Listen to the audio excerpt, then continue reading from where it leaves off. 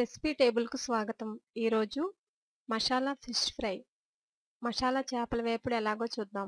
కావలసిన పదార్థాలు: శుభ్రం చేసిన చేప ముక్కలు 5, ఉల్లిపాయ 1, ధనియాలు అర టేబుల్ స్పూన్, మిరియాలు పావు టేబుల్ స్పూన్, దాల్చిన చెక్క 1 ఇంచ్, లవంగాలు 4, వెల్లుల్లి రెమ్మలు 6, స్టార్ అనీస్ అర ముక్క. మ్యారినేషన్ చేయడానికి మసాలా పేస్ట్, పెరుగు 2 టేబుల్ స్పూన్, ధనియాల పొడి అర టేబుల్ స్పూన్, కారం 1 టేబుల్ స్పూన్, పసుపు పావు టేబుల్ స్పూన్. మ్యారినేషన్ ఎలాగో చూద్దాం. ఒక మిక్సీ జార్ తీసుకుని ఇక్కడ ఉన్న అన్ని ఇంగ్రీడియంట్స్ వేసుకుని పేస్ట్ లాగా చేసుకోవాలి.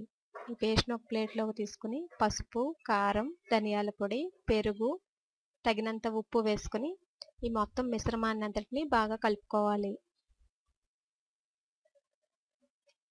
సాల్ట్, కారం సరిపోయినంతగా వేసుకోండి. ఇప్పుడు ఒక్కొక్క ఫిష్ పీసెస్ తీసుకుని చేప ముక్కకు ఈ మసాలా పేస్ట్ బాగా అంటేలాగా చూడాలి. అలాగే మసాలా పేస్ట్ చేసినప్పుడు అందులో వాటర్ యాడ్ చేయకూడదు. ఆల్రెడీ ఉల్లిపాయ ఉంది కాబట్టి ఉల్లిపాయలో వాటర్ శాతం ఉంటుంది కాబట్టి పేస్ట్ మెత్తగానే ఉంటుంది. ఇలా మొత్తం అన్ని చేప ముక్కలకు అప్లై చేసుకున్న తర్వాత ఈ చేప ముక్కలను ఒక అరగంట సేపు మ్యారినేషన్ చేయాలి. తర్వాత ఫిష్ని ఎలా ఫ్రై చేసుకోవాలో చూద్దాం. కళాయి లేదా పాన్ తీసుకుని అందులో ఆయిల్ వేసి హీట్ అయిన తర్వాత ఒక్కొక్క చేప ముక్కను నెమ్మదిగా పాన్లో వదులుకోవాలి. వదిలినప్పుడు జాగ్రత్తగా వదలండి, ఎందుకంటే ఆయిల్ హీట్ అయి ఉంటుంది కాబట్టి తుడుతుంది. ఇలా అన్ని చేప ముక్కలను వేసిన తర్వాత స్టవ్ మీడియం హీట్లో పెట్టుకుని ఫ్రై చేసుకోవాలి. ఒకవైపు ఫ్రై చేసిన తర్వాత రెండవ వైపునకు చేప ముక్కలను నెమ్మదిగా తిప్పుకోవాలి.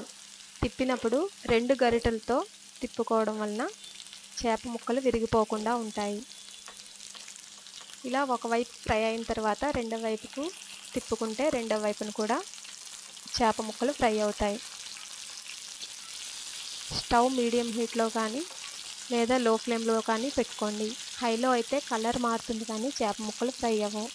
ఇలా లైట్ బ్రౌన్ కలర్లోకి వచ్చిన చేప ముక్కలను ఒక ప్లేట్లోకి తీసుకుని వేడివేడిగా రైస్తో సర్వ్ చేసుకోండి.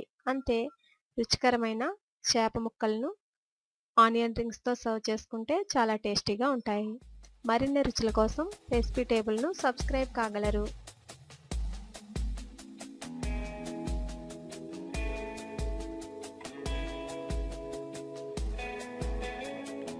ధన్యవాదములు.